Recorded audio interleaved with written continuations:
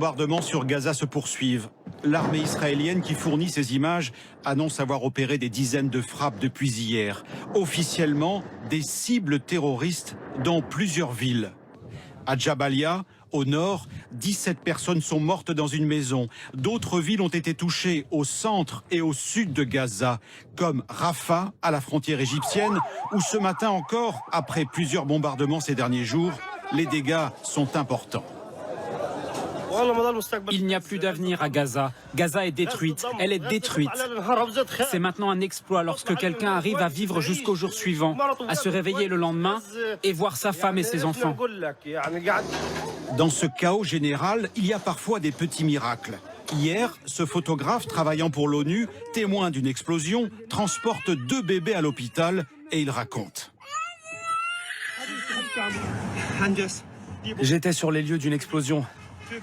Des gens m'ont donné ces 2 bébés. Ils sont blessés par les bombardements. Allez, ça va aller.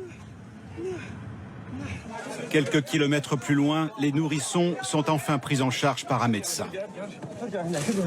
Durant le week-end, 2 convois d'aide humanitaire ont pu entrer dans Gaza. C'est une goutte d'eau dans l'océan.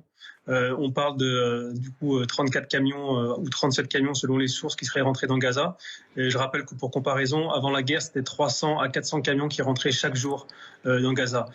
Selon des observateurs, un 3e convoi vient d'arriver par le sud il y a quelques minutes pour acheminer une aide médicale et de l'eau à la population.